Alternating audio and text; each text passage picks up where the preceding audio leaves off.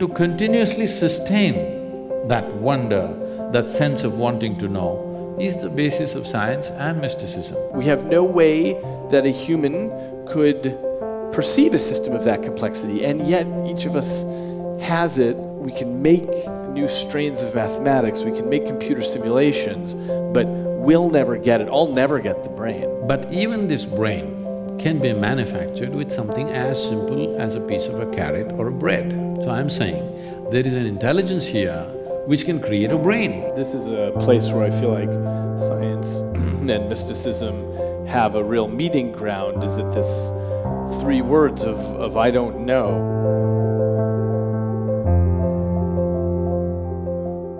Jananam sukadham maranam karunam milanam maduram smaranam karunam. Good evening, everyone. I said good evening. Tell us about that chant. The chant, these are certain types of invocation. In the sense, the distinction between an invocation and a prayer is, prayer is an effort to talk to whatever other dimensions that people believe in. Invocation is a way of inciting a certain dimension of who you are for a particular type of activity. So this chant is mainly talking about how birth is sweet, but death is compassion. Because if you cannot die, that's not a good thing, you know. We don't want to die right now, but suppose you cannot die at all, what do you do with it? It'll become a serious problem. Though birth and life is very sweet, death is a great compassion if it comes at the right time. Meeting and mingling is very sweet, but memory is a great compassion. And if one transcends the process that we refer to as time, then the whole existence is compassion for you. That's what the chant is, I mean, generally saying. So I'm very interested in the intersection of our worlds, science and mysticism. I thought we live on the same planet. Well, we'll see. So I go into the lab every day and I study how the brain, which is encased in silence and darkness, how it constructs our reality. And the reason we know that this has something to do with the brain is because if the brain is damaged, even in small ways, your reality changes. And if you take drugs or alcohol or other sorts of things, viruses in the system, your reality can change. So I'm interested in finding where our perspectives overlap in this, because your interest is, one of your interests is also understanding reality, how we perceive it, how it's individualized to us. So can you tell us about that? There is existence outside, and there is you or me as individual human beings. We have not seen the world. We know it only the way it's projected in the firmament of our minds. When we say mind, in English language, mind is just one word and supposed to encompass everything. But in the yogic terminology, we have 16 parts of the mind which function distinct functions. And there are a whole lot of practices and processes through which one takes charge of these 16 dimensions of mind. These 16, for simpler understanding, can be brought into four sections.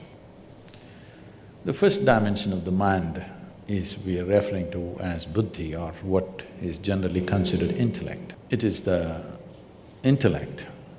I think modern societies, particularly modern education, has become too overly focused on the intellect.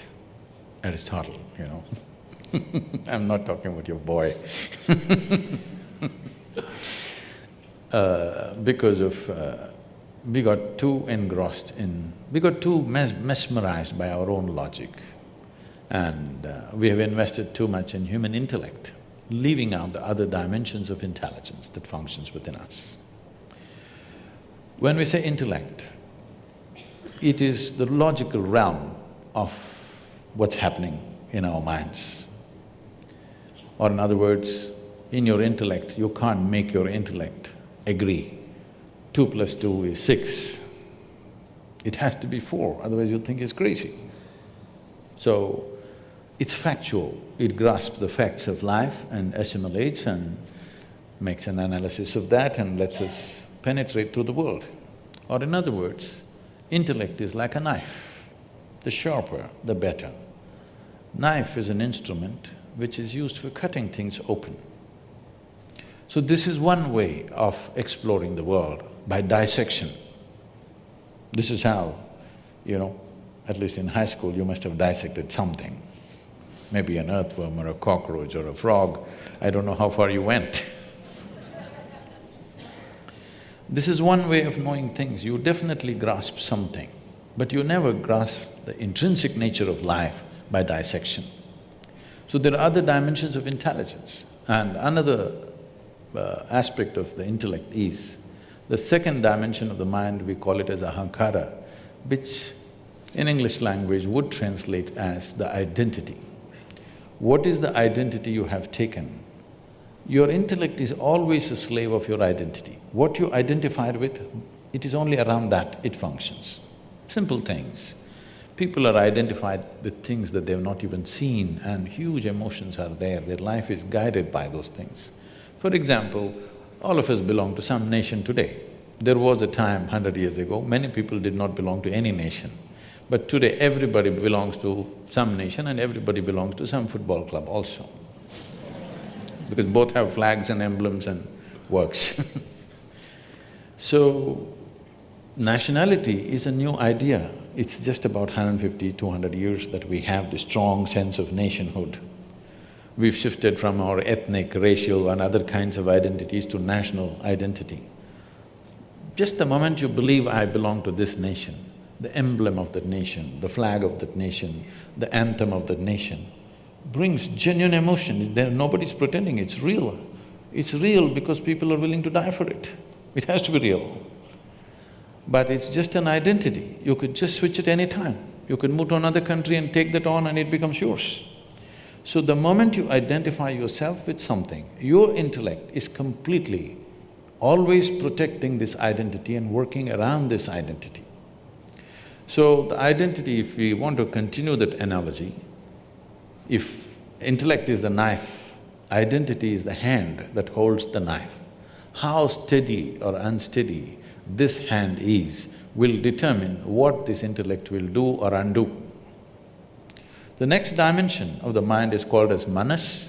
So this is not just in one place, this is the entire body. Manas is a huge silo of memory. So when I say huge silo of memory, whatever memory you may have in your brain, I know you're a brain fan. Whatever memory you may have in your brain, your body has 1 trillion times more memory than that.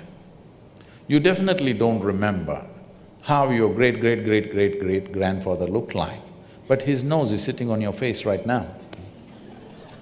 It remembers. How your forefathers looked 1,000,000 years ago, your body still remembers, has not forgotten. Definitely it is not the capability of your brain. So, in terms of memory, the manas is phenomenal and it's right across the body. Every cell in the body carries enormous memory. Memory to a point for the origin of life on this planet and beyond. All that memory is carried in this body. So this is manas. If there is no memory, intellect would be defunct, it's like a car without gas.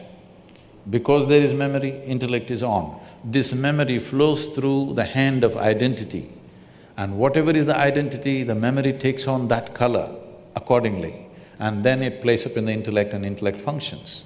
The fourth dimension of the mind is called chitta. Chitta means it's pure intelligence, unsullied by memory. There is absolutely no memory, free of memory, it's just pure intelligence. When we say pure intelligence, all kinds of things have been said with all due respect to everybody's beliefs and faiths and whatever. All kinds of things have been said to people that God is generous, God is love, God is this, God is that. Suppose nobody told you anything and you just paid attention to all the creation around you, how a flower blossoms, how a leaf is, how an ant moves. If you paid enough attention, one thing that you would definitely come to is, whatever is the source of creation is a goddamn intelligent thing. Intelligence, intelligence, intelligence. Everything is smacked with phenomenal intelligence beyond what our quite phenomenal brain cannot perceive. So, this is a dimension of intelligence within us, which is the basis of our creation in a way. If you eat a piece of bread, over the afternoon it becomes a human being because this intelligence exists within you and me. So, if you touch this intelligence in a very mischievous way, the yogi or the yogic culture says, if you touch your chitta, if you touch this dimension of intelligence, then divine becomes your slave. You don't have to think what you want, you don't have to seek what you want. If you touch this intelligence, everything that you wish to know is yours. It's just you have to just direct your focus and it's all there because there is a dimension of chitta. Every human being might have accidentally at some point touched this, which makes suddenly one spark of magic in somebody's life. This is because they've touched this dimension of intelligence unconsciously. Now, the question is only about how to get there consciously and to stay there. So, these aspects of the mind are not entirely located here, it is right across the system.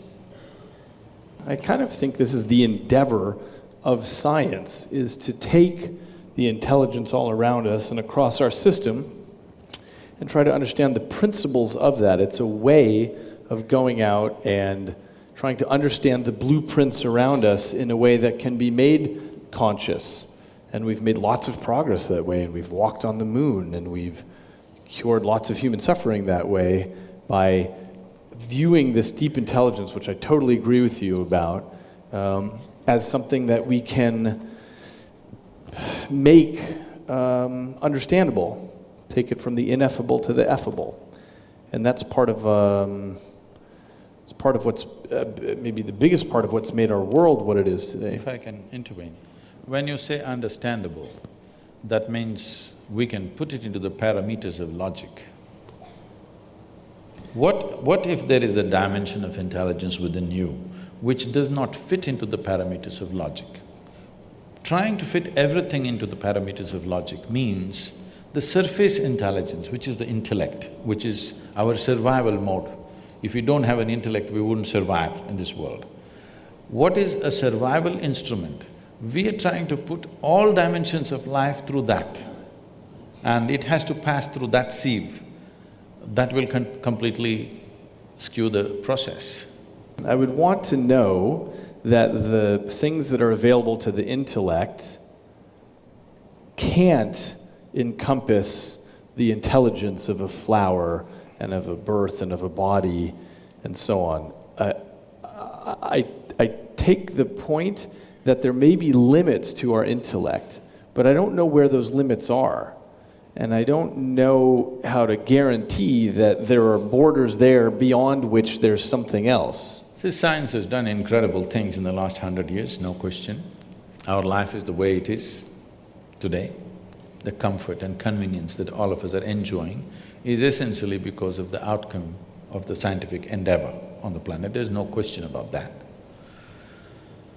But at the same time, the limitation of science is we are trying to touch a dimension which is beyond physical nature with a physical stick. Something that you and I had talked about before is this issue of time perception. It's one of the things I study in my lab, and I was mentioning to you that I think it's one of the most stubborn psychological filters we have, by which I mean time seems to be a construction of the brain because we can easily manipulate it in the laboratory, so you think something lasted longer or shorter or something happened in a different order. And there are many physicists like Einstein who were very clear on this point that time doesn't actually exist, but we're trapped inside of it. And so this is an interesting example of using our intellect to sort of come up against a glass wall and say, you know, there seem to be things past this wall, and it's impossible for me to know what it would be like to be free of time, for example. See, time is a very relative experience. Every human being would know this in some context. On a particular day, if you are very, very joyful, 24 hours passed off like a moment. On another day, you're depressed, 24 hours seems like a eon. They say how long a minute is depends on which side of the bathroom door you are.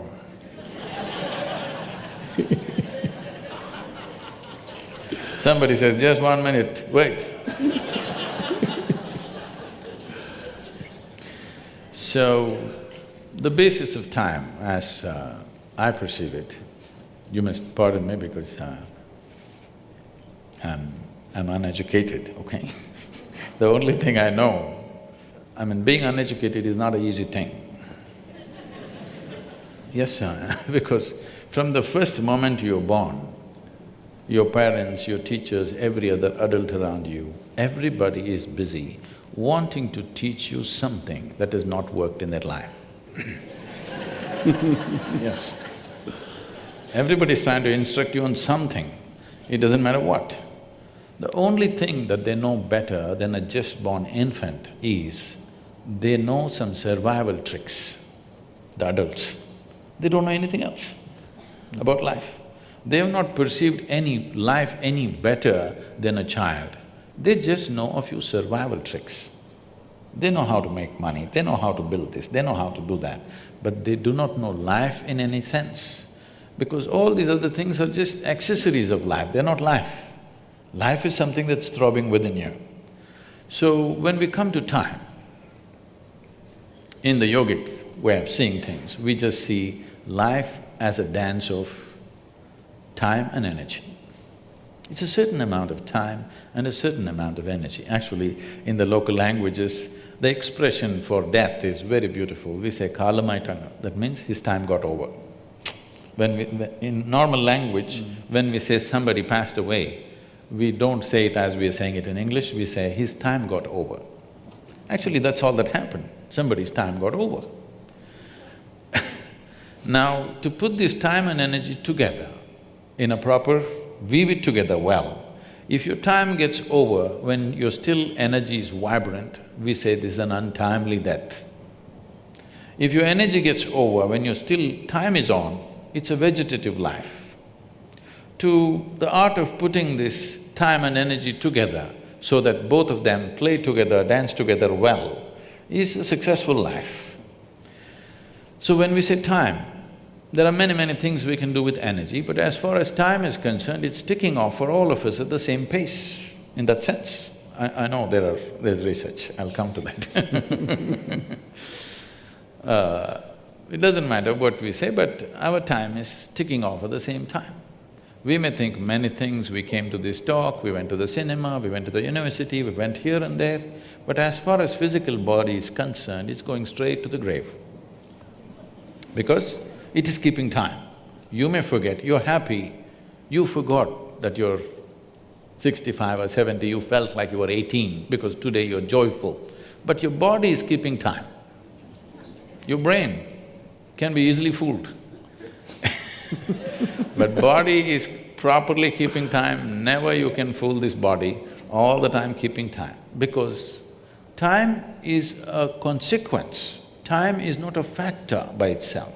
Time is a consequence of cyclical movements in the physical reality. We know time. If the earth spins once, we say it's a day.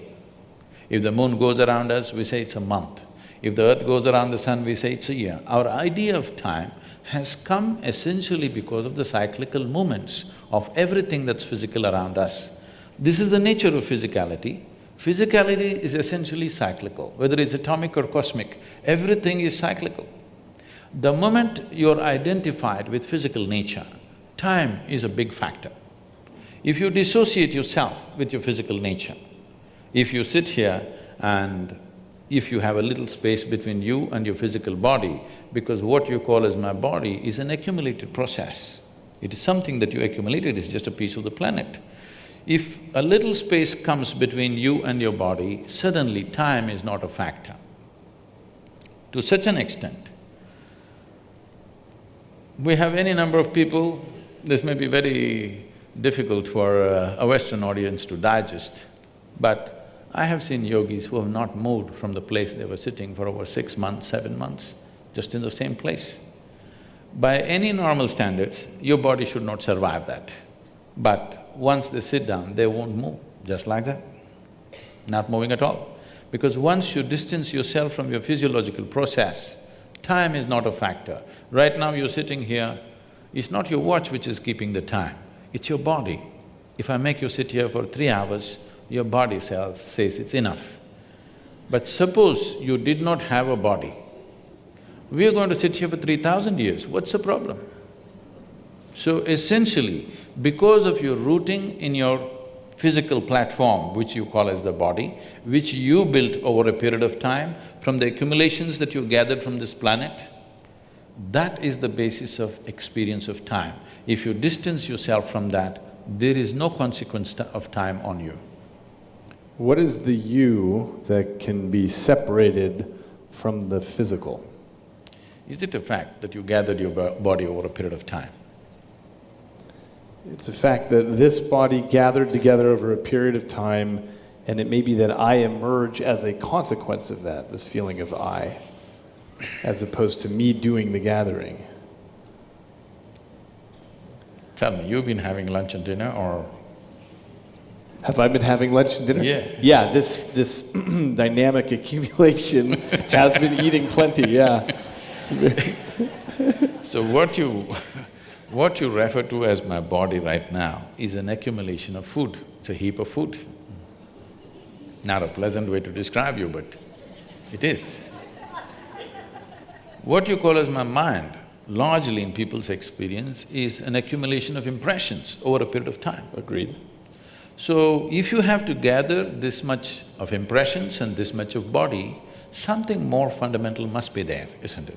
Houston, Texas is an accumulation of roadways and buildings, but we wouldn't say that Houston was there and then gathered the You are not a roadways. piece of geography. You are not a piece of geography, are you? You're Well, I may be exactly that, a physical being. I'll tell you why, from my perspective, that seems like a possibility. It's because we're across the street from the world's largest medical center, and every day there are thousands of people there whose geography is changing because of Alzheimer's or stroke or tumor or traumatic brain injury, and who they are changes. It doesn't seem like there's something fundamental that outlasts damage to the tissue. See, you're talking about thought and emotion. The biggest mistake we have made is, we have given too much significance to human thought.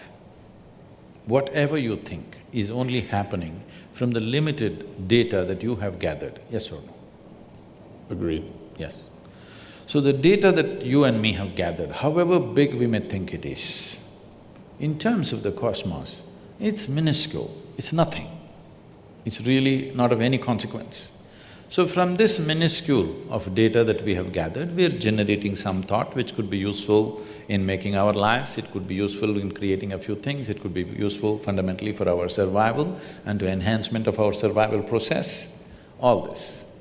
But it doesn't give you access to life. Thought and emotion is psychological drama that's happening within you.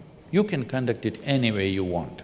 You're talking about somebody had a tumor or Alzheimer's or an accident or something and the drama went wrong. The drama can go wrong even without any of those ailments. You ask people.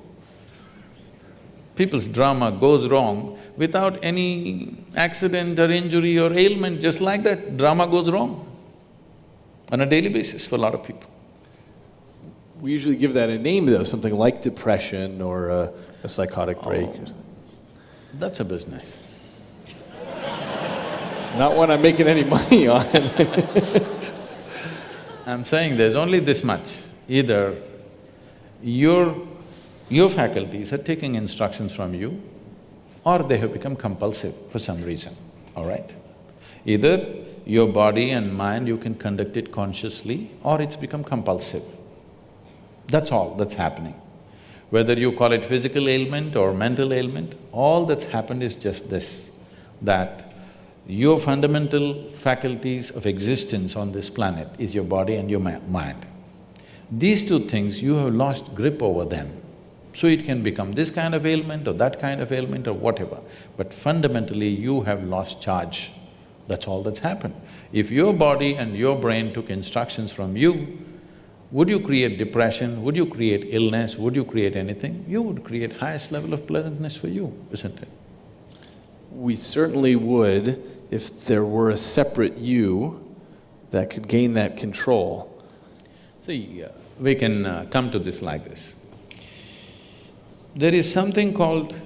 because I see that you keep referring my brain. If you say my brain, that means it's yours. What is yours can't be you, right? It's a colloquialism that we use because I need to refer to this one in here. I need to specify which brain I'm talking about. See, when I say my hand, I know even without my hand I can still exist. Similarly, if certain parts of the brain are gone, our ability to think and feel the way we were doing it earlier may be gone, but still that person is not gone. That's the question. So if I lose a little part of my finger, I'm still me, but if I lose a chunk of brain tissue that same size, I can be someone completely different. No, you're talking about personality. Personality is again an acquired thing. Beyond personality, I can lose memory, I can lose consciousness, of course, I can lose the ability to perceive reality the way that we do now. I might become colorblind because of a lesion, because of damage to a particular part of my brain. I lose the ability to understand what objects are. Okay, let's come to this. See, suppose somebody became colorblind because of an injury or whatever that happened to them, unfortunately. That person still knows, I have become colorblind, isn't it? He's still there. It's true for the person who becomes colorblind, but it's not true for example, a person who is born colorblind. They don't even have a concept that they could be. They don't have a concept of color. So let's take a person who's born blind entirely. They don't even have a concept of vision. So who's the you for them? Do they… See, even a person who has visually impaired, who's never seen the world around, he still exists within himself. He's as much a man or a woman as anybody else can be. It's just that if all of us were blind, we would be quite a fine society without eyes. Quite right. Yes, isn't it? Only because somebody has and I don't have. In comparison, I have a problem. Otherwise, if none of us had eyes, you think we wouldn't have found our way around? We would have. Maybe not the same way, in a different way.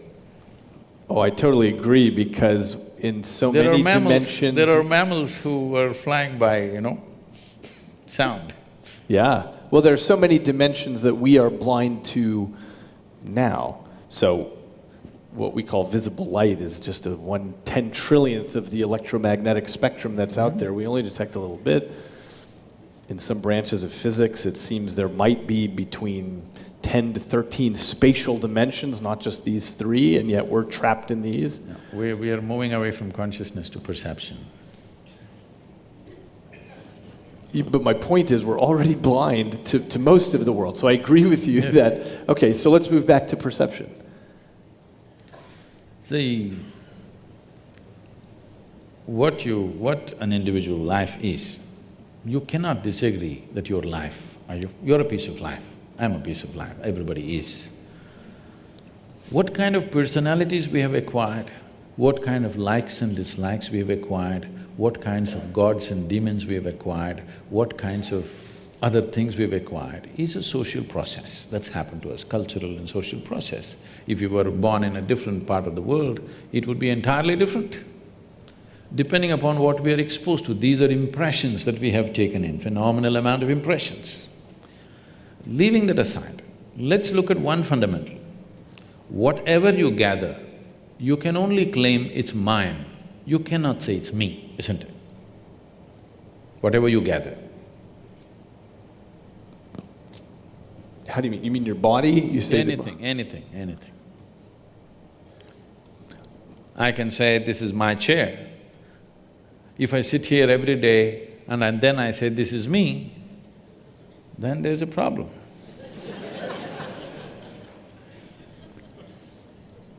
I think there's a possibility that it's exactly what happens, that the stuff that this piece of life can end up controlling becomes me. The reason I think of this as my hand is because it, most of the time, is under the control. My hand is okay, no problem. My hand is okay, me is the problem. What did you say, me? My hand means it belongs to you, no problem with that. When it becomes me, then it leads to a completely distortion of perception.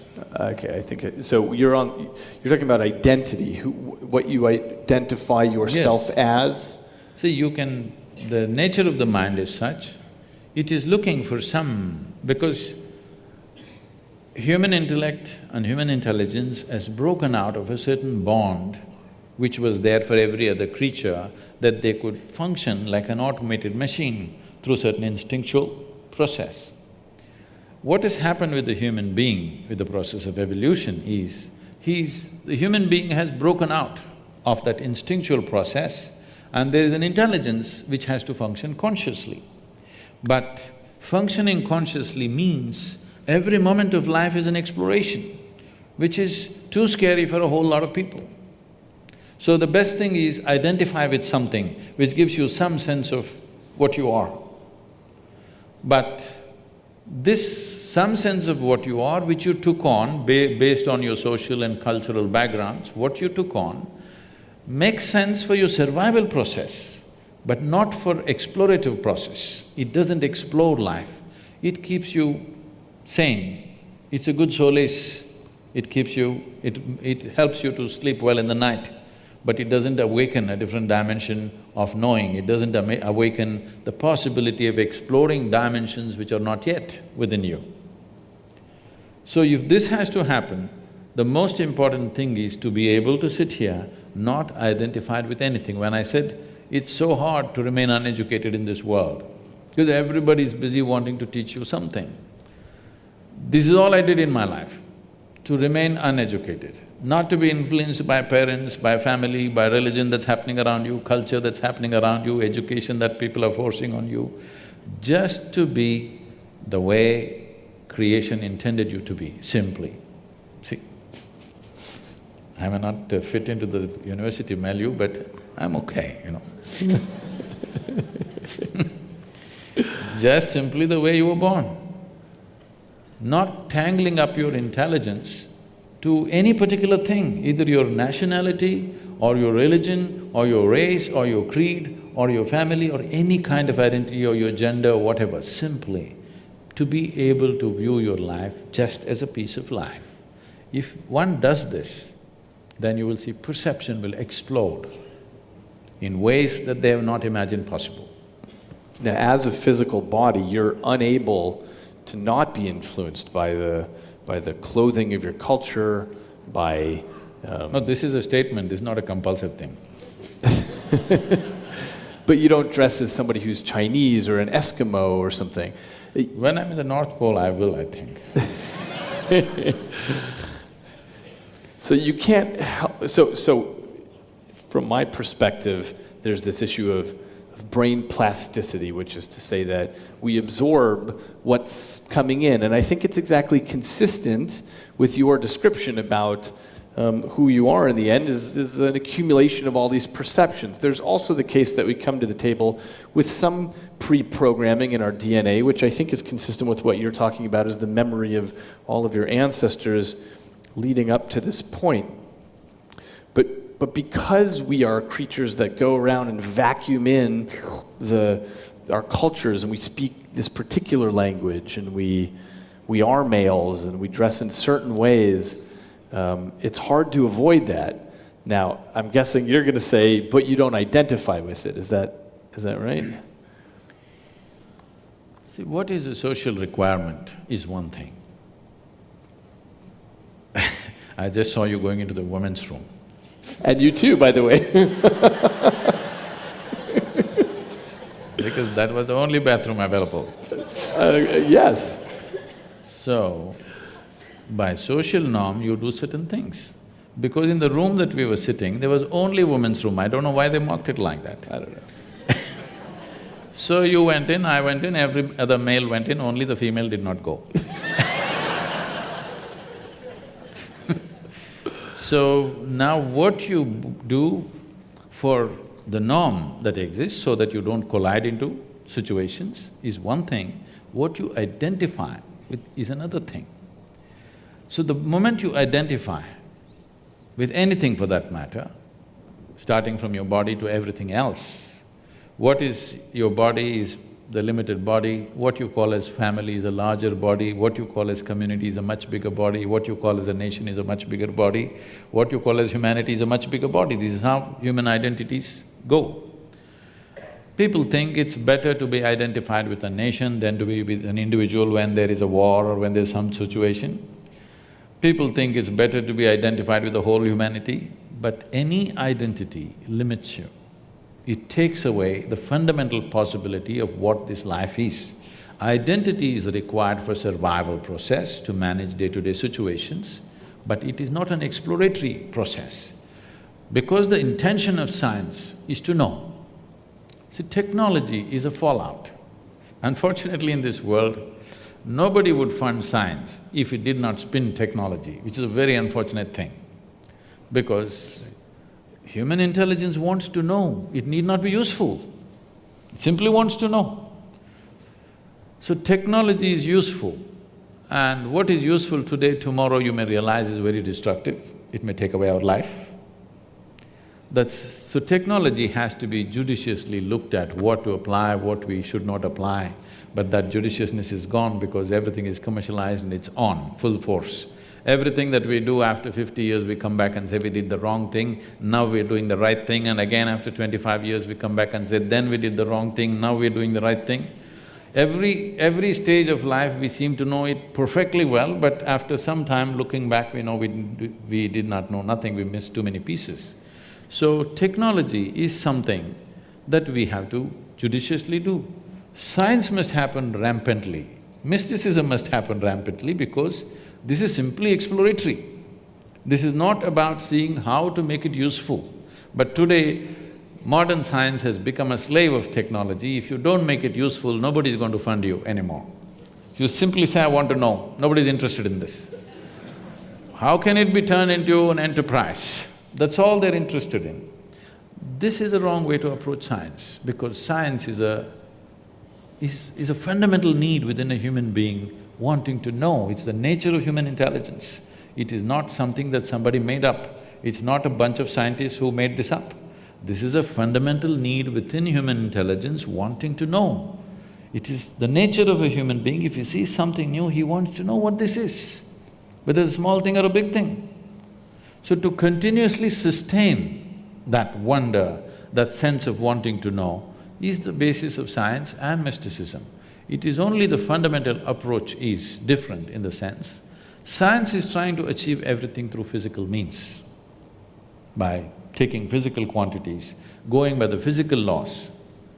But physical is like the peel of the fruit, it has no purpose of its own. The peel is useful only as a protective layer to the fruit. Once the fruit is eaten, peel goes to the trash can. See, right now, the fruit is inside. So this body is very important. we have to feed it, we have to decorate it, we have to dress it up, we have to pamper it in so many ways. Tomorrow morning if the fruit is gone, nobody's interested in this body anymore. Nobody wants to transact with this anymore. Only because there is something else inside, body is such great significance. Once this is gone, what is this? This is just like a fruit peel. People want to get rid of it at the earliest. At least in America, they dress it up. In India, within 4 hours, you must get rid of the body. That's the rule. Because once it's dead, leave the dead to the dead, somebody said long time ago. Once, as long as they're alive, you do whatever. Once they're dead, you're done. Because the peel is meaningless without the fruit. Right now, the fundamental flaw in this approach is, though it's produced phenomenal results in terms of well-being for us, comfort for us, convenience for us, the kind of comfort and convenience we're enjoying, no other generation ever has known on this planet. This is a fruit of science or technology rather. In spite of that, will it lead to human well-being? That's a question mark. Comfort and convenience will come, but will well-being come? That's a question mark, because if you look back on the humanity, let's say 100 years ago or 1,000 years ago, how people were and how people are you today, are you more joyful than them? Are you more blissed out than them? So, are you more blissed out than previous generations? It's not true. We are in much more comfort, but we are not in much more joyful states or pleasant states within ourselves. Or in essence, our well-being or the fundamental quality of our life has not changed, though the physical quality of our life has changed like unimaginable proportions in the last 50 years. So, we are trying to approach everything through physical means. If you go through physical means, you will hit that glass wall somewhere. I think, in my perception, I'm not a scientist, I don't know all of it, but in my perception, I think the physicists are near the glass wall. They might not have hit it, they're near. That's the unknown question, right? We have no guarantee how far we'll get in science. And we may run… By glass wall, I assume you mean we run to a place where we say we can't go further. Where the present faculties will not be good enough. Present faculties of 5 senses and a brain will not be good enough. That we hit a long time ago. So for example, things like quantum physics, you can't understand it, but you can write it down in equations that make predictions accurate out to 14 decimal places. So we think it's pretty good, and we can build new things out of it, that we can see things much smaller and much farther away than we ever could before. We understand the wondrousness and the subtleness of everything around us much better than we did before. But the actual physics, a human can't understand. We just make tools to get where we need to go with it. So we've already hit that point. And certainly it's the case with the human brain, which is made up of almost 100 billion specialized cells with thousands of trillions of connections between them, and every second… I like the way you're saying it with the passion. Like some people are talking about food or something else. I'm a brainy instead of a foodie. You feed on the brain. Yeah. But the reason it's easy to be passionate about it is because it's a system of such unimaginable complexity that it bankrupts the language. We have no way that a human could perceive a system of that complexity, and yet each of us has it. There's this 3-pound organ that we're carrying around, but we've already hit that point a long time ago in science where we realize we can make new strains of mathematics, we can make computer simulations, but we'll never get it. I'll never get the brain. All I can do is take the way that you explained the 16 aspects of the mind, you simplified it down to 4. The best I can do is take the thousands of trillions of connections in the brain and make some cartoony model that my impoverished intellect can sort of get a sense of. They're building a simulator, brain simulator, Yeah. Andrew Markram is busy building this simulated brain. all that is fine. We are looking at the physical mechanics of what's happening. The complexity of what's happening is beyond the physical mechanics. See, looking at the physical mechanics of the brain, the neuronal function and the electric… this thing that's happening, the waves that are flowing, whatever things happening, is fantastic because of the complexity of what it is, the sophistication of what it is. It is the gadget, no question, okay? This human gadget is the gadget on the planet. Of what we have seen, this is the most sophisticated gadget on the planet, there's no question about that. Keeping that aside, but even this brain can be manufactured with something as simple as a piece of a carrot or a bread. So I'm saying, there is an intelligence here which can create a brain. Why are you ignoring that intelligence? I think that's the heart of science, is to try to understand what that is. What I mean by that is, so we have different approaches in science to get there, but studying the genetic code and understanding how the heck with 27,000 genes can you unpack a human being? Because whatever the truth is of what's happening spiritually, if there's a separate you or not, what we know for sure is that you can unpack a human being from these 4 letters of amino acids, and these base pairs that make these proteins, and somehow that all gets unpacked, fueled by bread and carrots and so on. These kind of questions have always been on human mind. It happened almost 15,000 years ago. Adi Yogi, that means the first yogi, he had 7 disciples. These 7 disciples are full of questions. Some of them are astronomers, some of them are serious mathematicians, things like this. They have a million questions. After some time, Adi Yogi is bored with their questions because whatever they ask, it's just a product of their intellect. They're not able to ask a question beyond that. So they ask, what is the nature of this, your cosmos? Where does it begin? Where does it end? How big is it? He's just bored. So he says, your cosmos, I can pack it into your mustard seed. The entire cosmos, I can pack it into your mustard seed, he said. Then they were flabbergasted by this. Then they said, what is it made of? If you can pack such a huge cosmos, which we can't even imagine where it begins and where it ends into your mustard seed, what is it made of? He was completely bored, even to utter a word, he simply said like this. 5 elements. Just these 5 elements, the entire universe is a play of these 5 elements. If you master the 5 elements, you have a key to every aspect of creation. If you don't master the 5 elements, if you approach it from outside, as you approach it, it will take on 1 trillion new forms. As you try to study it, it can take on 1 trillion new forms as you're looking at it, because that is what it is capable of. Just 5 things. 5 million things would be difficult. 5, I'm sure you and me can study, isn't it? At least I'm capable of 5. You're talking in millions and billions, but I'm 5. Are you going to tell me what the 5 are? Huh? Are you going to tell me what the 5 elements are? These 5 elements, it's called earth, fire, water, air, space. These are 5 things. Maybe. Maybe that'll work in the end. Everything is just within this. Everything that you call as physical creation has substance of some kind. This is earth. And all of it is in movement, that's called air. All of it ascribes to some temperature, that is fire. And in everything there is water, which is the cohesiveness. If there is no water, there is no cohesiveness in anything.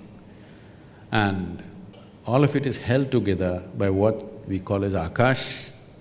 Here we're calling it as space. In English language, it doesn't really describe what we are saying, but it's called akash. Maybe a more closer word in English language would be ether, etheric space or whatever they're calling it as. Okay. So, these are the 5 things, whether an atom or a subatomic particle, everything is made of these 5 things. So you don't have to study the trillions of things which are manifestations of these 5. If you understand these 5 things, if you have grasp over these 5 things, then everything becomes accessible. So the fundamental, the most basic process, unfortunately, the word yoga conjures completely wrong images in America. The most fundamental aspect of yoga is called bhuta shuddhi. This means cleansing of the elements so that you can feel them separately in your own system. This very body is 72% water and 12% earth, 6% air, 4% fire, remaining is space. If you take charge of these things, what you need to know, everything that is life is here, because modern physicists are saying, as you sit here, every subatomic particle is in communication with the rest of the cosmos. If it is so, you just have to become alive to it. You just have to become receptive to it.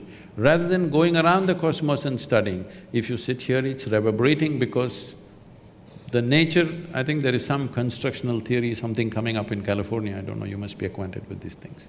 I blurbed the book actually on the back. So fundamentally what they're saying is, whether it is the smallest thing or the biggest thing, everything, the fundamental design is same. It is only the complexity and sophistication which is improving. Between an amoeba and you, the fundamental design is same. It is much more complex and sophisticated, but essentially life-making design is same. So if it is so, the most fundamental materials which make this life and every other physical aspect of what we see in this creation, if we know the ingredients and how they happen, then you have a key to every aspect of life. But if you try to study the creation itself, as you study, they will multiply into billions and trillions. It seems it might depend what your goal is. So if you want to create a drug for cancer or build a helicopter, you need to do something with those five elements or break the world. So it's not about exploration, it's about utility. What is the use of life? Let me ask you a question. I would love to know. I've wondered that question. And I get it that science isn't getting me there. I mean, I've been in science my whole adult life, but I don't know. I get much more towards that question when I read literature, which was my first love before I went to science. So I take the point that science doesn't help me on that front at all. What would you say? I've wondered what the point is. No, when we're looking at everything as… see, right now, this is an unfortunate reality which is… doesn't agree with my aesthetics of life. Right now, science has moved from an exploratory process to an exploitative process. If you see an atom, how to use it.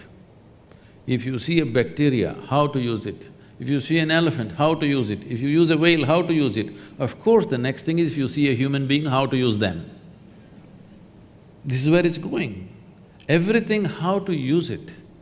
This is not what life is about. You may get to know how to use every damn thing, but still, life won't get any better. If you know how to keep this one, life will get better, believe me. If you just know how to sit here blissed out, life will get better. I see that point. Let me ask you, I'm curious what you think is reality out there, because I think you and I come from the same perspective that we're very limited in what we can actually see, and that an animal would see reality differently than you and I might see it differently also. If one of us has synesthesia, and so when we hear music, we see colors, things like that, then we might have very different realities. So what would it be like if you could get beyond the physical trappings? See, language can go only thus far, whether it's science or literature. It can go only that far. When you speak any language, it must make logical sense. If it does not make logical sense, people are leaving right now. Yes, because language has this… language is deeply enslaved to the fundamental logic which is a product of our intellect. Without it, we could not speak. So now you're asking about something which is not going to be logically correct. So I am not willing to make a fool of myself here, talking about something that's not going to make sense to them right now. But we will talk about it in a different way. This happened. Adi Yogi had a family, the first yogi. So, some disciple of his from South India carried a basket of mangoes. Have you tasted the Indian mango? Yeah, Indian mango? I've been to India, yeah. Okay. So it's during this season, right now, unfortunately I'm in America. This time of the year, mango is the only religion in the country. Everybody is head to toe mango, okay? So, mangoes drive us crazy. In southern India, we have over 200 varieties of mangoes. So, different days they want to eat different types of mangoes and they want to cook mango, they want to… everything is mango, okay?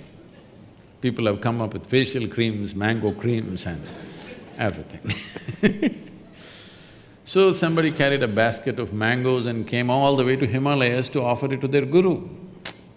But by the time they came, the basket one by one, mangoes going bad, either they threw it away or they ate it up, something happened. By the time they came there, only one mango was left. One beautiful South Indian mango. I'm talking about it like you talk about brain.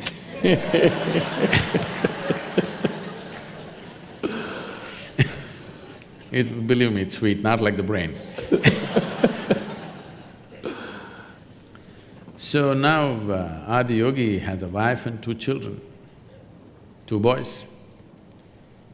Now one mango is not like an apple, you can't cut it into half and give it to 2 people. It can only be eaten like this, you know. If you cut it, it won't go equal anyway. So what to do? Both the boys came running, we want the mango. Each one wants the mango. So they didn't know what to do, then they said, what? They have to set up something, who gets the mango? They said, okay, let's have a little race, whoever wins the race gets the mango. Because these are Adi Yogi's children, it's not a 100-meter dash. They said, whoever goes around the world 3 times first, they will get the mango. So the younger boy immediately set off, racing around the world, wanting to make 3 rounds, and he went away. The older boy was a little obese.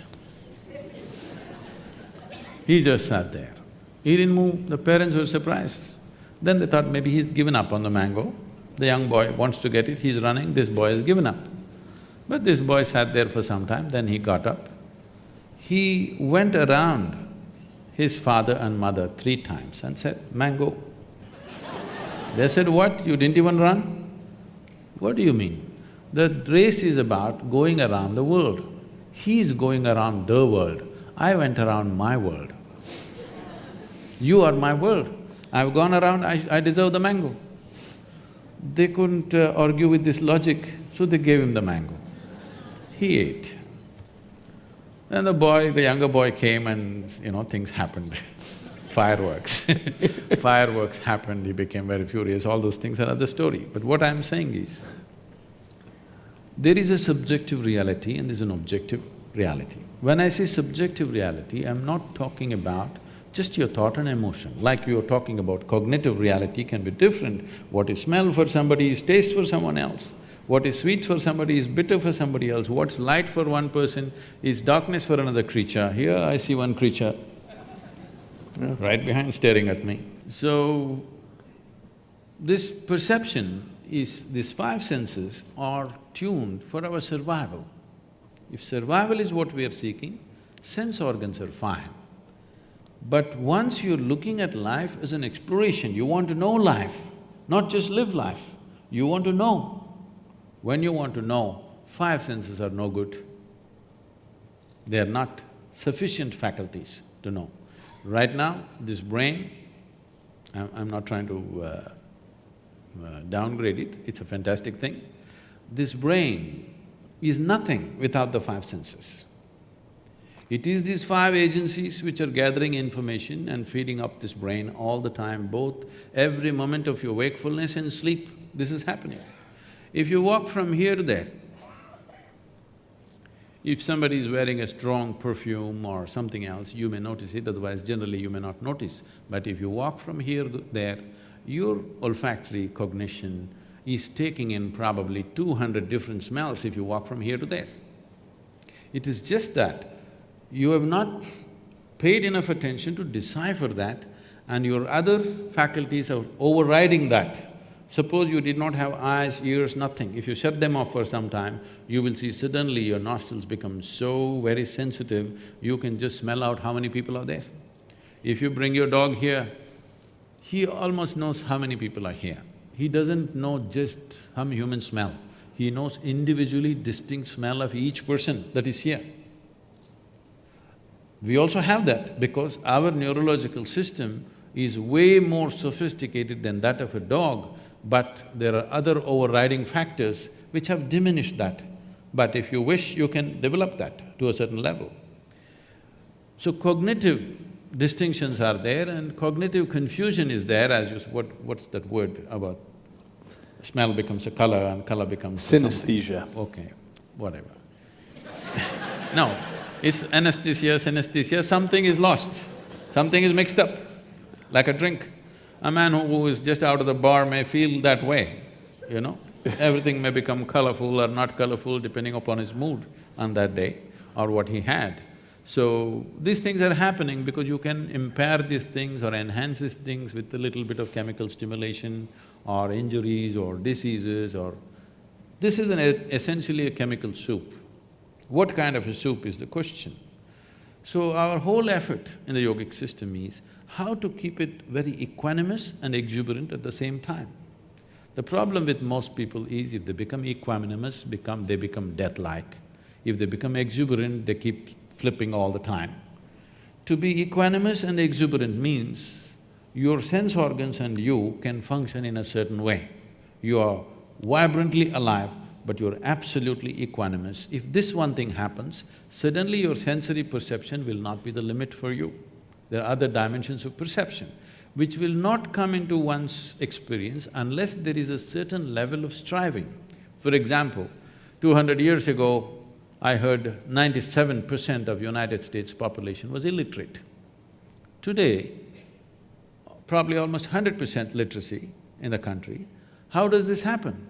It's the infrastructure of schoolrooms and human infrastructure of teachers and many other things and books and whatever.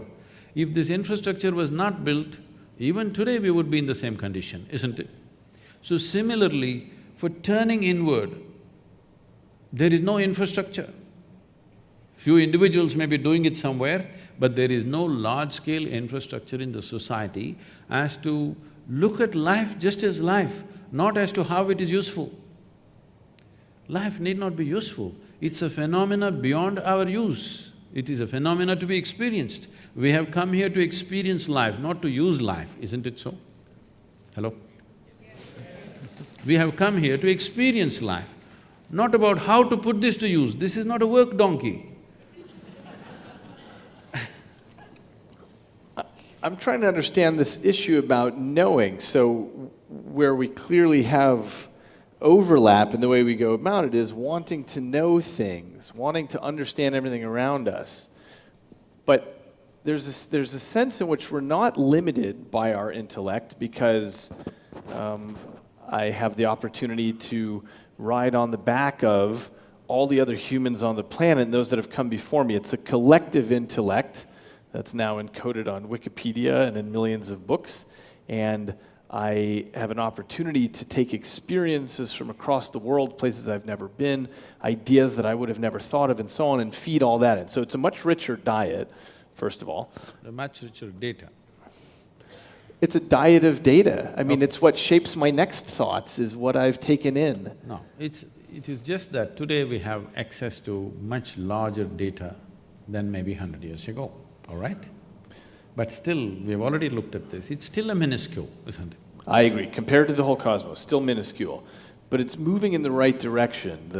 The unslakable thirst for knowledge that humans have means that there's this ratcheting up each generation. So it's not that it is of course the case that I'm limited in my thoughts to the impressions that I've had, but I have a much bigger fire hose of impressions now that can build on the scaffolding of the generations before me, the things they've already figured out, so that I can start at the next level and move up. Start at the next level for what? Towards what end?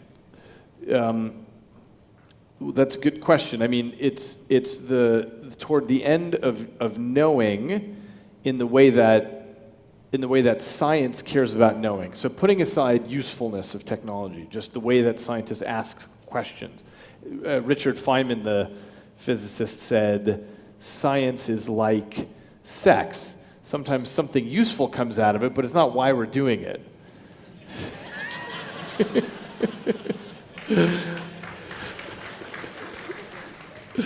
So it's a way of knowing, and it's a collaborative way of knowing, where we link arms across space and across generations as well to try to get somewhere. I'm in no way trying to disagree with that or in any way discredit that. It's a tremendous effort, but I'm saying if knowing is the purpose, because wanting to know, how much time and energy somebody is willing to dedicate to that may be questionable from person to person, but everybody wants to know, there's no question about that. But knowing everything by intellect, we will know the surface of everything but never the real source of everything or the core of everything. Because the only the only doorway to our experience is this human mechanism.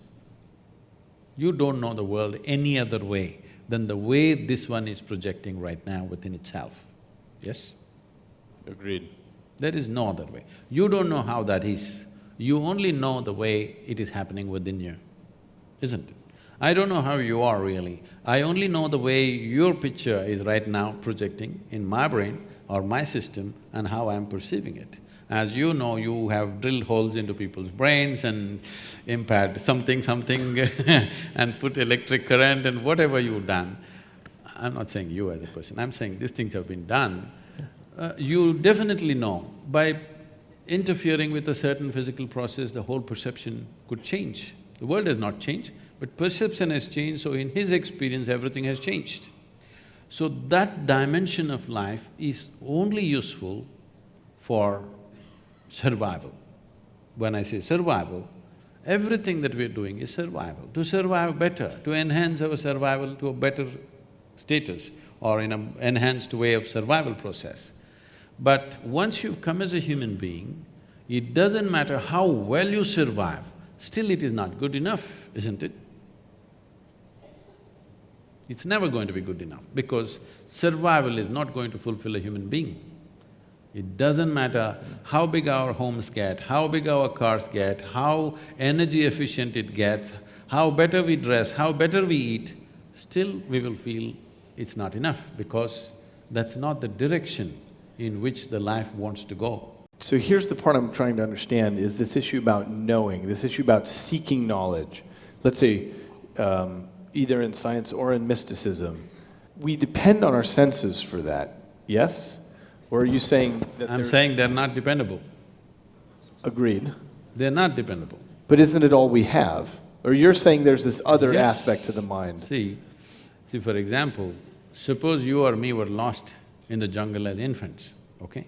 If something edible came, we definitely would take it and put it in the mouth. We wouldn't try our ears first, then nostrils, and then by accident discover the mouth. No, we just know how to eat, no question about that. So I'm saying everything concerned with our survival is inbuilt. It's there. This is millions of years of memory which is there within us, we know how to survive. But we wouldn't know how to read, we wouldn't know how to do so many other things which have become a part of our life. Do you remember when you were 2 or 3 years of age, when they tried to teach you that alphabet, the damn A, how complicated it was? It was so complicated just to get it right. You had to write 100 times to get it. Today with eyes closed you can do it. Because of a certain striving, isn't it? Similarly, anything beyond survival, if we have to have it in our lives, a certain striving is needed. As I said, striving for inward perception is something, unfortunately, that's been banished in modern societies because we are on the thrill of technology. It's a fantastic thing, but you will see as time progresses, as technology becomes better and better, human beings will become more and more frustrated. If you have not noticed this, just look out and see, you will see 8-year-old, 10-year-old kids bored. In your generation or my generation, we would have never seen, we never knew what is damn boredom is.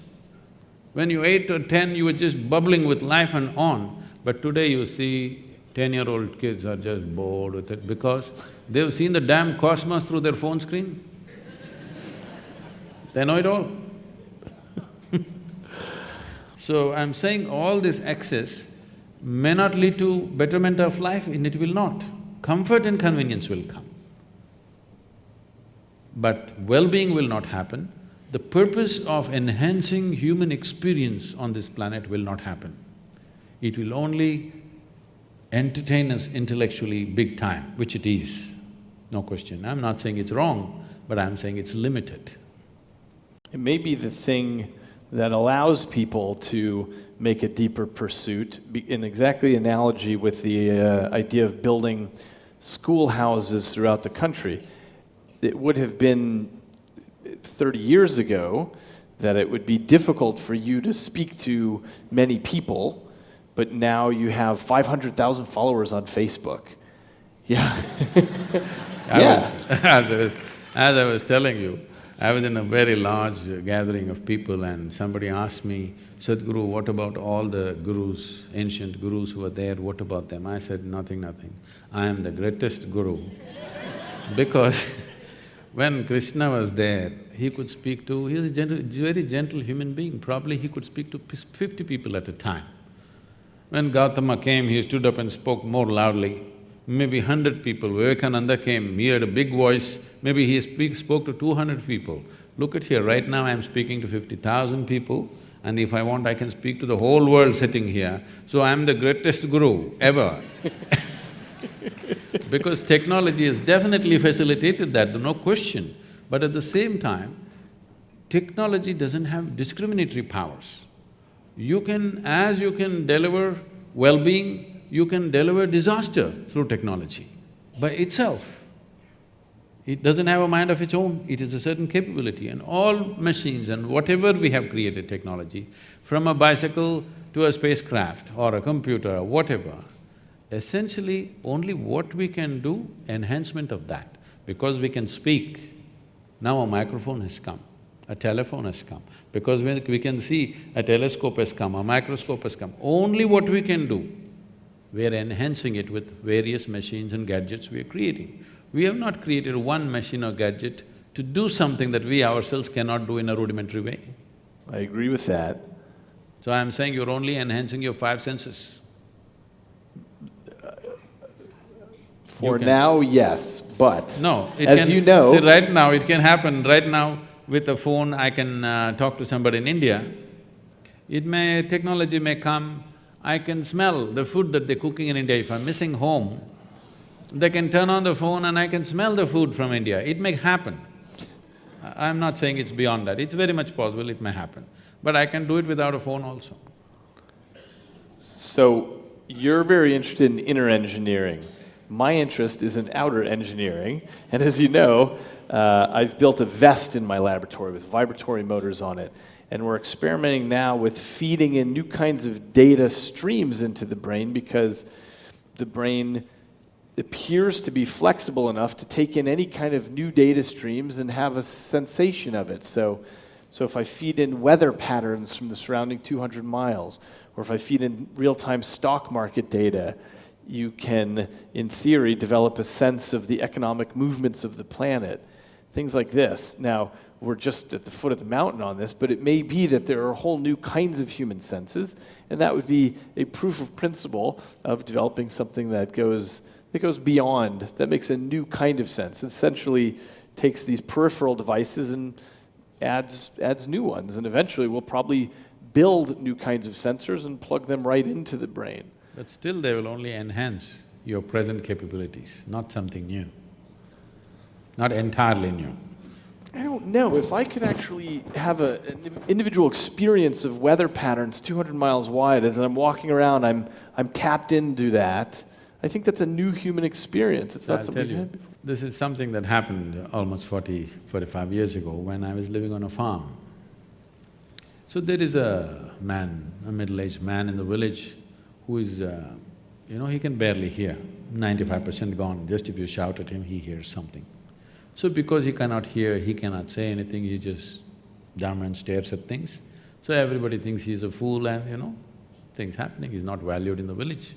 So I took him as my man Friday, and I said, you stay on my farm and work for me. So he was with me. What I found was, one morning he gets up and gets the plow and those are the days, not tractor days, he still plow with the animals. So he gets the animals and the plow ready. I said, what are you doing? He said, I'm getting ready to plow. I said, where are you going to plow? It's dry. He said, it's going to rain today. I look at the sky, it's clear sky. I said, nonsense, where is it going to rain? He said, no, it's going to rain. He simply sits there like this, because no social communication, he can't hear. He simply sits there like this the whole day. If there's no work, he just sits in one place unmoving. And he just knows, and you won't believe it'll rain. The day he says it'll rain, it will rain. Then I sit up, okay, I'm doing all this yoga, I'm not getting this guy. So I sat there day after day, turning my hand like this, trying to feel this, trying to feel that, feeling the earth, looking up, looking down, everything. I applied myself for 18 months. And today, in tropical climate, with my eyes closed, I will say, today it's going to rain means 95% it's going to rain. It's just a keener observation of everything, that's all. You just… because he could not hear, he just sharpened the other aspects so much, he just knows when it'll rain, and always, bang on. Maybe he had one of my vests on. Possible. But he was not sparkling like you. I'm curious on a completely different topic. When you look at other faith traditions, when you look at the rabbi sages and imams and people all over the world of different traditions, what do you see in common? The common is they all believe something that they don't know. Because I think the main reason why every human being is not a natural seeker is they have not realized the immensity of I do not know. Only if you say I do not know, the possibility of knowing arises, longing to know arises, seeking to know arises, then knowing becomes a possibility and a reality. Everything that you do not know, if you just believe, you destroy the possibility of knowing altogether. But belief is something that builds confidence into a human being, makes him far more sure-footed than others. But confidence without clarity is very disastrous, both for the individual and the larger humanity and the planet itself. See, suppose, let's say my vision is not clear. It is, but I'm just saying. Suppose my vision is not clear, I want to walk through you, but I can't see clearly, but I'm very confident. You know what a disaster I will be for you, all right? If I understand my vision is not clear and I don't have this foolish idea of confidence, then I will walk gently. I'll seek somebody's help, I'll have some humility to walk through people in a certain way. Otherwise, I will see how to clear my vision, what I have to do for that. But if you have no clarity and you have confidence, it's a dangerous… it's TNT. It's bound to explode on humanity somewhere. It keeps happening here, there. We are just looking at eruptions, small eruptions, but it's bound to happen somewhere large scale. But at the same time, as human intellect is sparkling like never before, for the first time in the history of humanity, more human beings are thinking for themselves than ever before. All these thousands of years, one village or one town with a few thousand people means only one guy would think, others would just take instructions from him. Now almost everybody is able to think. How clearly, how much clarity or confusion is a different thing, but at least they're thinking.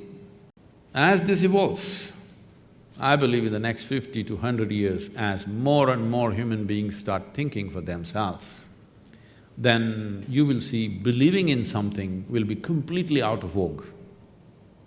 Because essentially believing something means, with all due respect to everybody, essentially believing something means you are not sincere enough to admit that you do not know.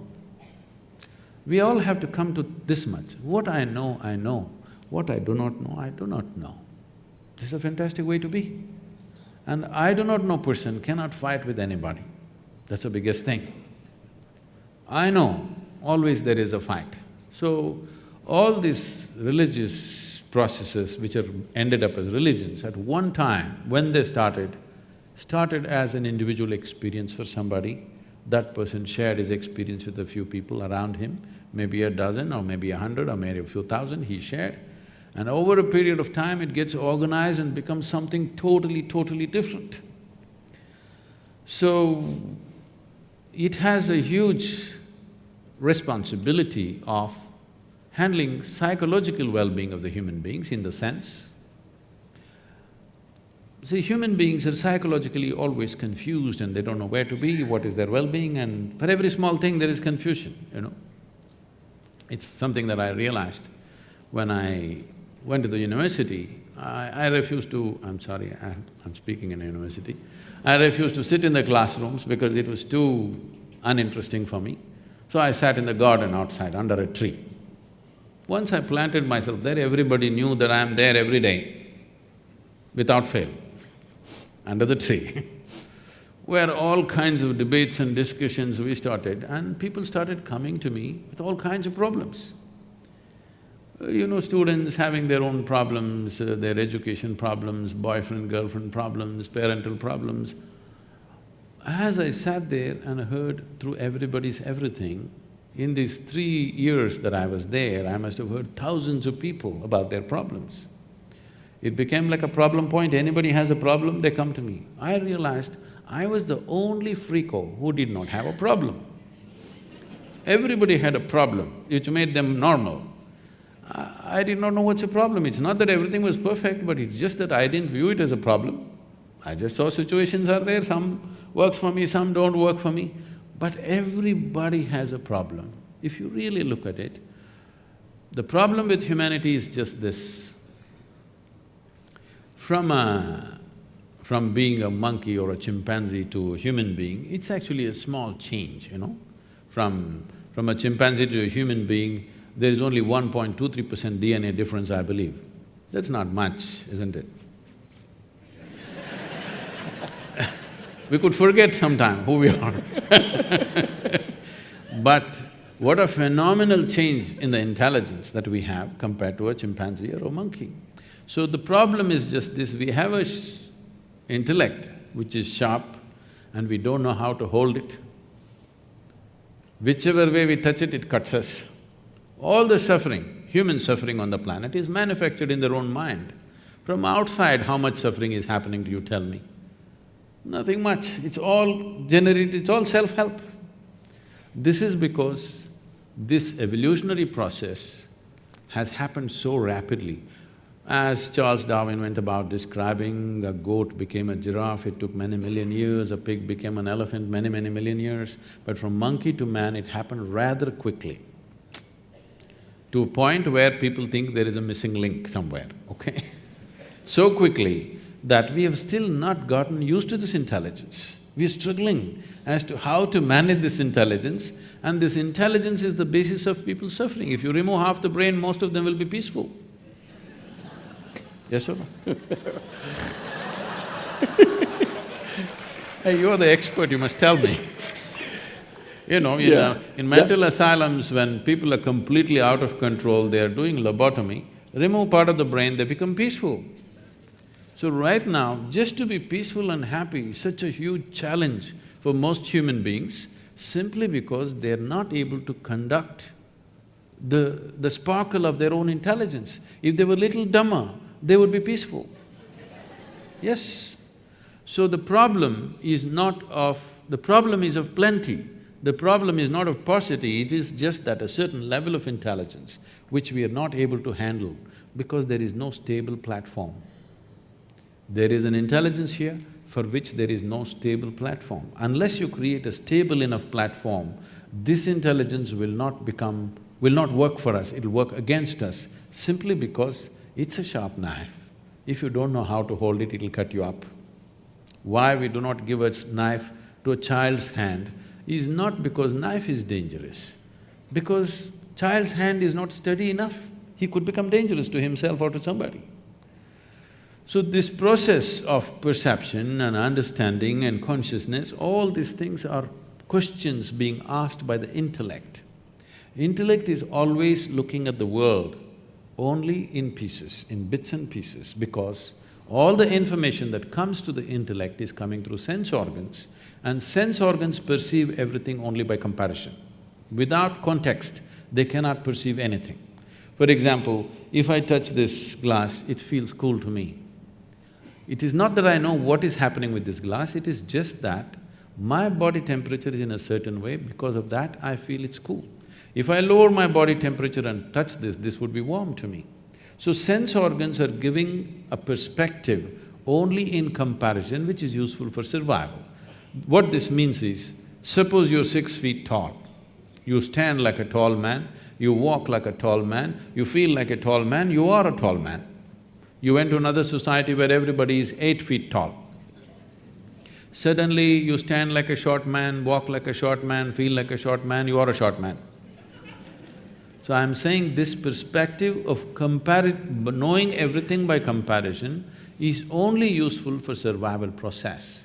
Now that science in its essence, is interested in knowing, not about enslaving the world. How to use it is not the question. How to know this is just an intrigue that from nowhere we just pop up and full-scale drama and suddenly we pop out and don't know what. For this we have simplistic answers. Okay, you will go to heaven, okay, you will go to hell, the people that you don't like will go to hell, of course you and me will go to heaven. So these things are there. We are trying to handle our ignorance with solace. Solace is what you're seeking, you must believe something. Belief is a good thing because today modern psychiatrists are here trying to solve these problems that human beings are having with their intelligence, which are turned against themselves. Essentially, all human suffering is their own intelligence having turned against them, that's all it is. So psychiatrists are trying to handle, but they can only handle one client at a time and they need a lot of furniture and all this. But religions and faiths have managed people for a long time, hats off to them for that, because they've given solace and balance to people for a very long time. But solace is one thing, solution and seeking is something totally different. If you're talking about seeking to know, then belief systems are of no consequence. If solace is what you're seeking, yes, you must believe something, because instead of going to weekly psychiatrist sessions, if you simply believe something, everything will just settle down within you. It's a fantastic tool that way. This is a place where I feel like science and mysticism have a real meeting ground, is that this 3 words of I don't know. And sometimes science gets a bad reputation about this, and people say things like, well, scientists have proven this or that, but scientists never use the word proof or truth or, we know this is the way it is. Instead, this capacity to hold on to multiple hypotheses at the same time and say, I don't know what is the right answer, is part of the scientific temperament. It's an important part of the fabric of everything we do in science, is this understanding that Mother Nature is way bigger than we are, and that we, in our lifetimes, might not get anything but one step closer to in the direction of truth. The process, the methodology employed by science, it's not one lifetime. If you come for 1,000,000 lifetimes, still you will not know, because the phenomena of creation is such, as you're studying it, it'll multiply into 1,000,000 more. That is the nature of creation. The same things can become so elaborate. I think this is what is happening to science. What they thought is one thing, they looked into it, they found 1,000,000, they thought, okay, we got 1,000,000, they looked into that 1,000,000, it became 1,000,000,000, endlessly it's going on, because that is the nature of creation. So, looking at the physical phenomena and wanting to know the source of creation is… I'm just saying, the seeking is fantastic, but the methodology will only throw out useful technologies, but how many technologies do you need to live well, I'm asking? Okay, your iPhone S6 is good enough, do you want S8 tomorrow morning? What are you going to do with it? Even the damn S6, most people are not using 3% of its capabilities. Yes or no? Huh? Most people are not using 3% of that phone's capability.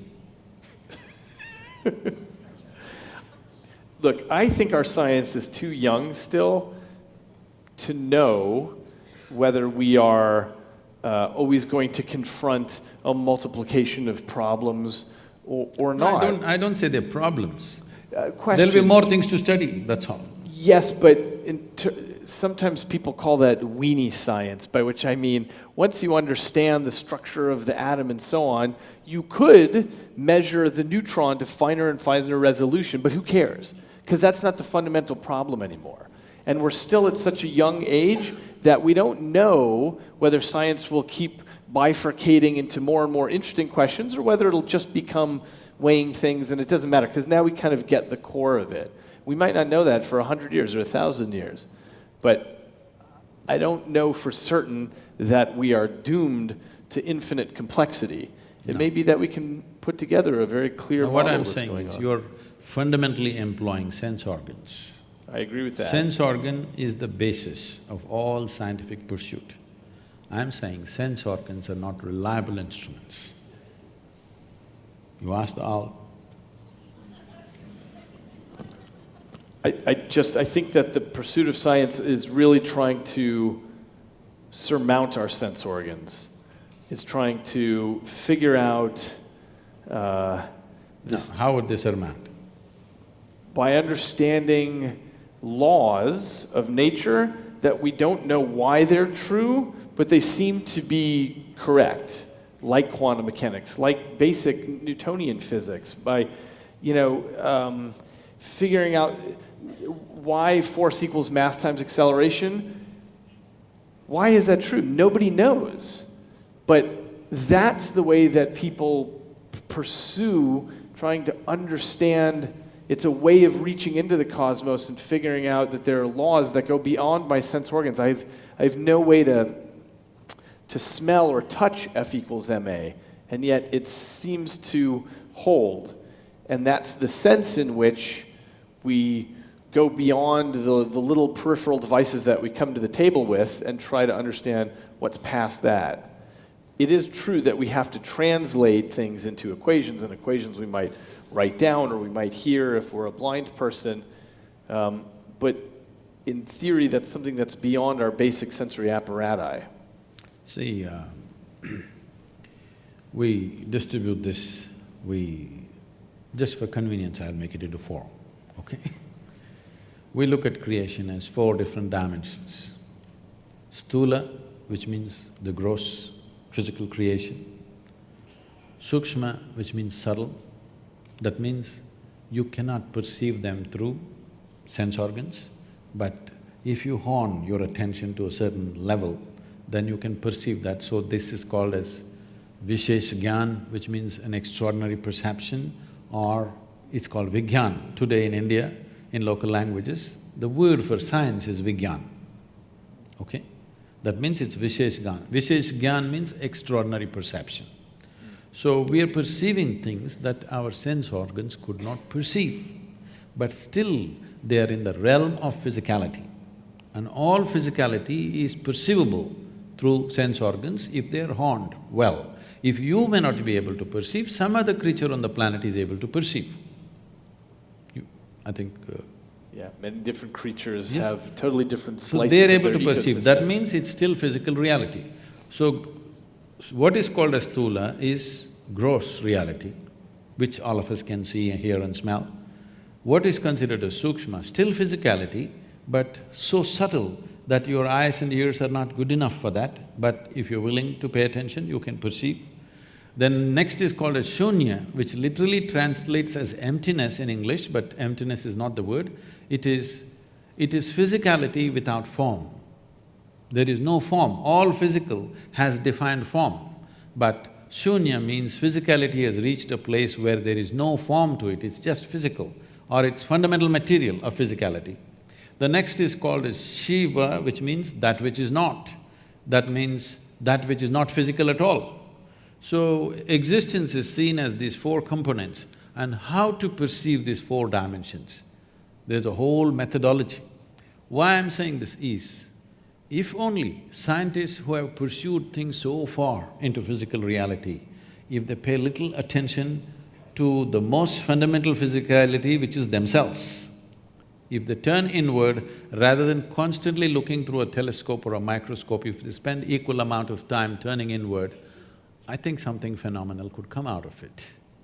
For many scientists, the reason they turn outward is as a way of understanding what this is all made out of, which would include understanding something about what a piece of life is. Let me ask you this. When you say, I am a piece of life, you are a piece of life, I hear that and understand it in a particular way, but I want to know what you mean by a piece of life. Because what you drink is life, what you eat is life, what you breathe is life. All this we're gathering, and this is a piece of life, which has acquired a certain level of information, built its own kind of software unconsciously, and its own tendencies and its own character and its own personality, but that's a bubble. It's like if you blow soap bubbles, each bubble has a character of its own. When they burst, the most essential ingredient of the bubble was the air. Where is it? It's all there. So this is all air, and the bubble is a piece of air. Similarly, this is all life. This whole cosmos is a living cosmos. Here I'm a piece of life. And life has given me this privilege that I can hold this piece of life within myself and experience it as if I am by myself everything. This is a fantastic privilege, but we should not abuse this. And do you see that as being illusory, the idea that you're a piece of life and I'm a piece of life, given that we share atoms, and when I'm breathing out and you're breathing in and so on, we're exchanging atoms, do you see that as an illusion that there is a you and a me, or are we all the same life? See, the thing is right now, all these apps have come and different kinds of softwares have come. So this is easy to understand today because people are using this thing all as if they're live. Okay, and they're alive in their own way, because a certain amount of information has been calibrated in a certain way to do certain things, and it's almost alive. I think most people have a better relationship with their WhatsApp than with their family, okay? Yes, people are so engaged with it because it has a character of its own, and it's even predicting what's the next word you will type. Which your family cannot do, your friends cannot do probably. So, this is just like that. It has accumulated a certain amount of information. This vast life that's available, around it we formed a bubble. This is my bubble, that's your bubble. What is the content of the bubble? It's the same stuff. But what is the surface of the bubble? My surface is entirely different from yours. And it has its own characteristic, it has its own flavor, it has its own tendencies. So this is an unconscious software that every one of us is building with phenomenal amount of information that we are acquiring as we sit here. The five senses are gathering a phenomenal amount of information that one gathers in 24 hours of time. If you spend 1,000,000 years, you can't process it. That much information we are gathering. This is what traditionally we refer to as karma. It's all twisted out in America, I'm seeing. The word karma, everybody's calling themselves karma now. People are named karma. I heard some people were named karma. So suppose we see right now, we don't know how the outside weather also is quite good, I think in the evening. At least the air conditioning is good, everything is nice, you're fine. Nobody's troubling you here, but you're sitting here miserably. Then we say, "Ayyo, it's his karma." What it means is, the word karma literally translates as action or doing. So we say, who you are right now is entirely your doing. The way you have structured yourself, knowingly or unknowingly, the kind of womb that you were born in is also an unconscious choice because you created a certain type of tendencies, that's where you moved, in search of that kind of tendencies. What facilitates that? So this software is building up all the time unconsciously. So only thing that I want to say now is, whatever you can do unconsciously, if you are willing, you can do the same thing consciously. If you can build so much software unconsciously, if you are willing, you can restructure that consciously. I can show you millions of people who restructure themselves in a matter of few weeks. I can show you few people where the very shape of their face will change in 24 hours' time simply because they start a certain process. Entirely, their whole personality is altered within a matter of 1 or 2 days of doing certain processes because distancing yourself from your genetic memory, there's an entire process.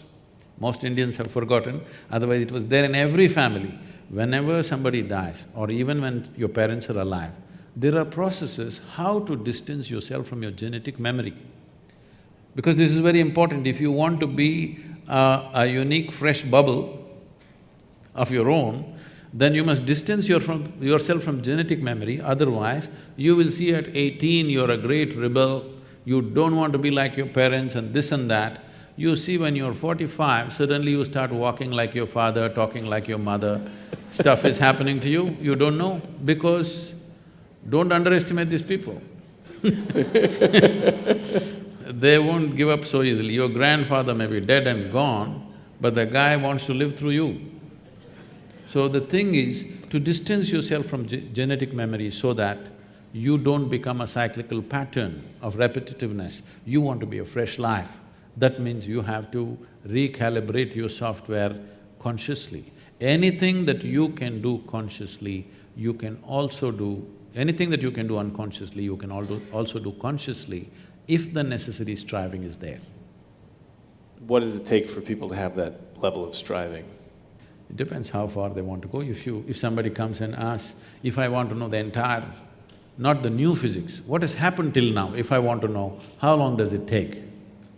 If a fresh student comes and asks, is there a time you can say? No, you can say, okay, start on a science undergrad, let's see. If he does undergrad and he thinks he's beginning to know everything, then you start telling him, this is not it, you got to do your masters. If he does that, you will say, then you have to do your PhD. After your PhD, you're declared that you don't know much.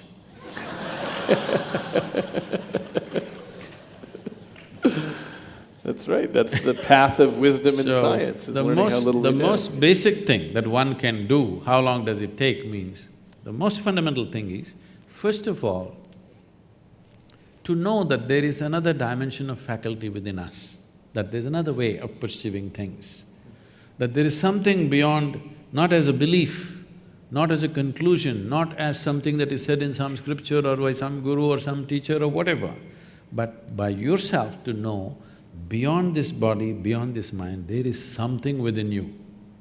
This experience, if this has to happen, I would say if you are willing to dedicate just 30 hours of absolutely focused time, if you give me, in 30 hours' time, we can bring you to a place, we can give you a tool through which you know something beyond your physicality. What that thing is, you don't have to jump into a conclusion, but something beyond your physical nature will become alive within you and you know there is something beyond physical nature. If that is enough inspiration for you to continue your pursuit, then how long it will take the entire pursuit, you cannot say, each individual is his own. They're saying enough. Okay, I have a… I have a message that we're going to go to Q&A now. And Trent, is there a pattern to the Q&A in terms of people getting a microphone, or should they just shout? Okay, I see. There are microphone runners and people will raise their hand. Okay. I thought they were announcing dinner time.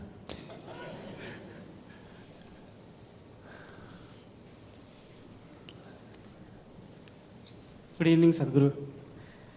So my question is directed towards you. So I've heard from you in past that for this path of seeking, one does need a guru. One needs someone to show the light. So how does one select a guru? How does one know who's the right person to take him through that path?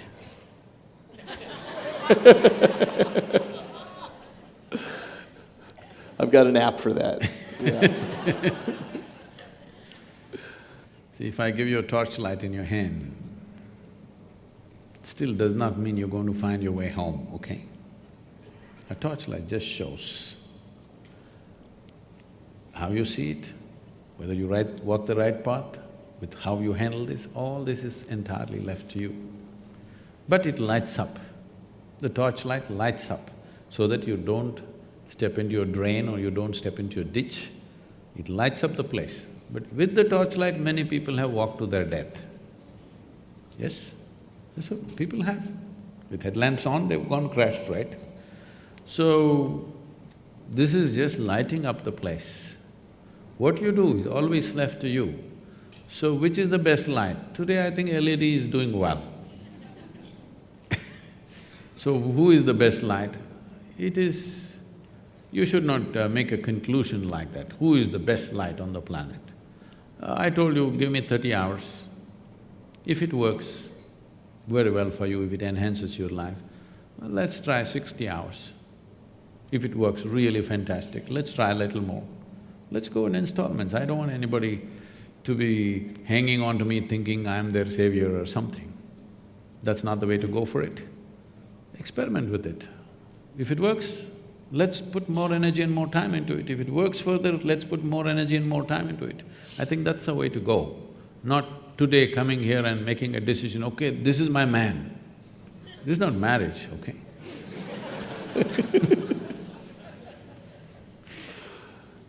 Can I… right here, first I would ask David for a question. I don't want to discount science from mysticism or mysticism from science, but what I want to, through this discussion, what I had been thinking about is, as you say, you observe, how can I… I have a question for David first. Have you ever studied someone who's observed themselves from outside, like suspending yourself from within you and observing you? And to Sadhguru, what would be the best technique to achieve that level of human intelligence, that you suspend yourself out of yourself and observe yourself?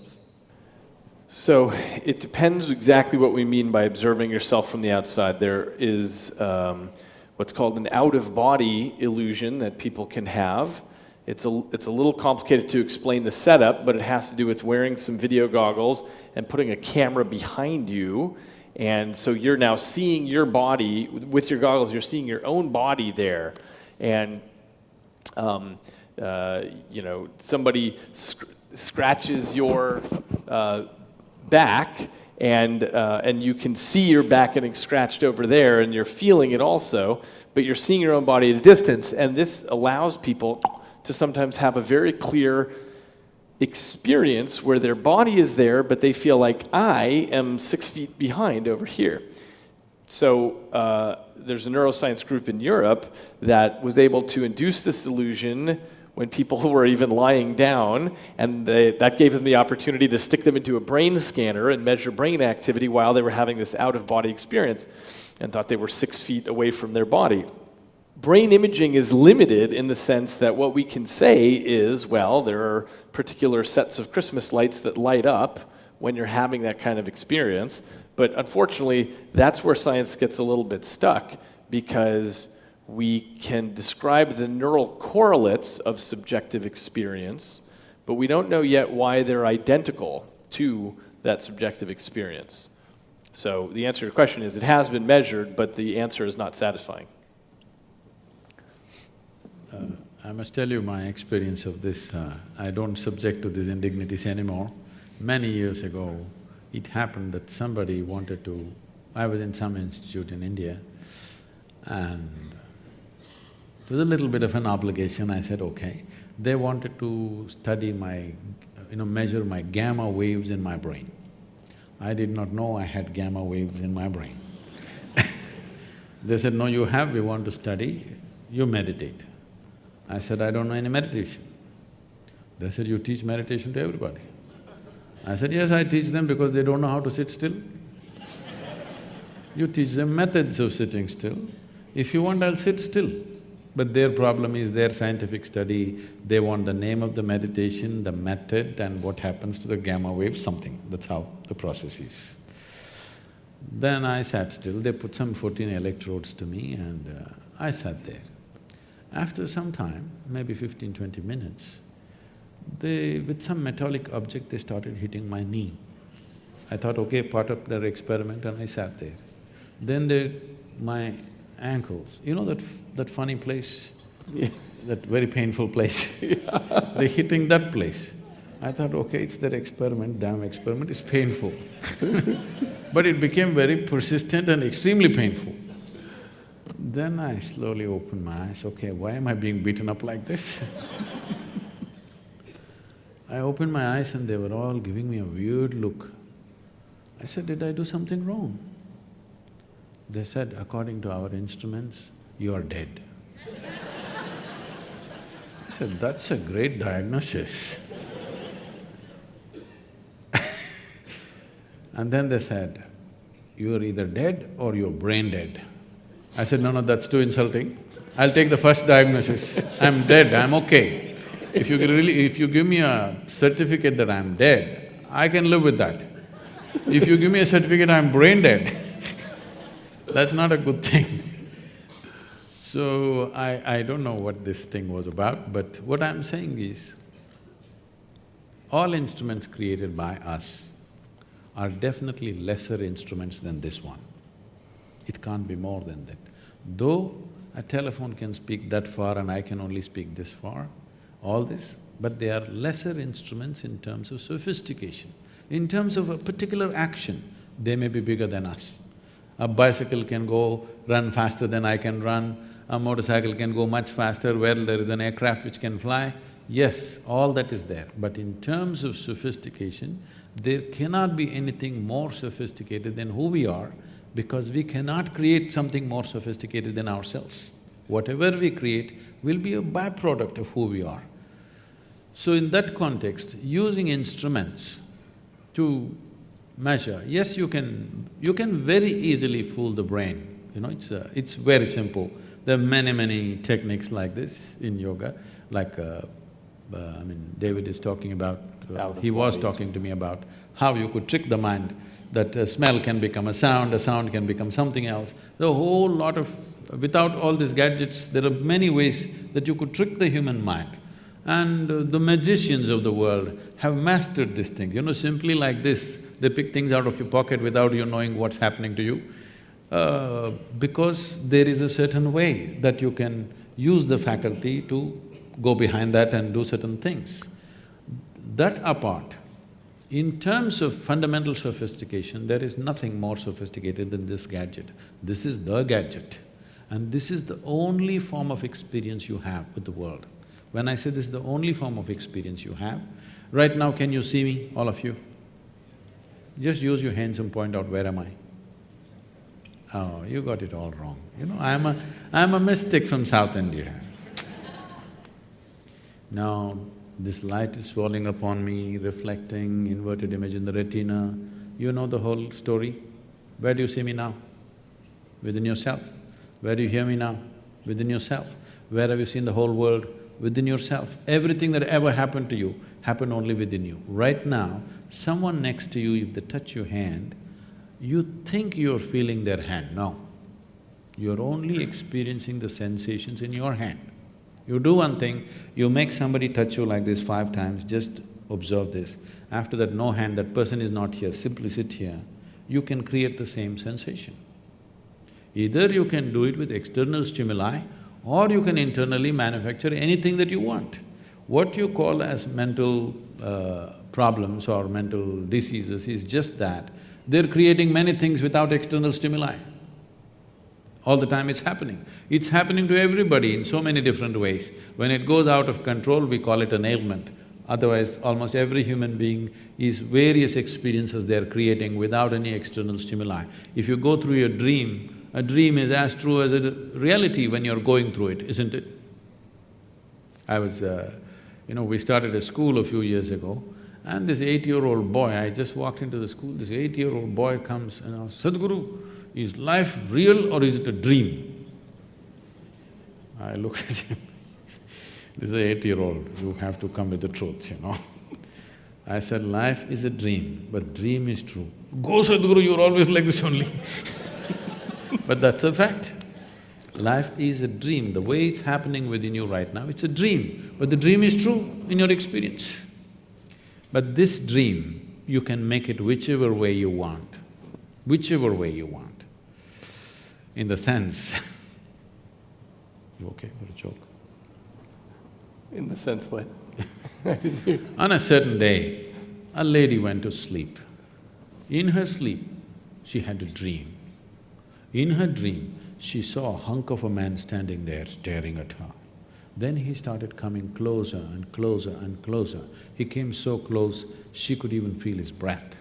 And she trembled, not in fear. Then she asked, "What will you do to me?" The man said, "Well, lady, it's your dream."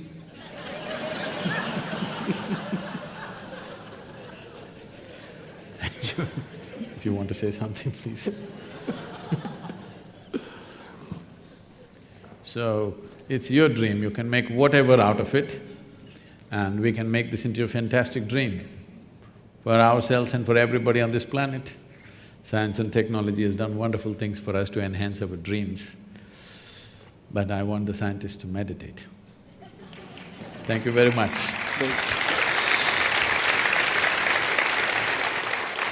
Thank you. Thanks. Thank you.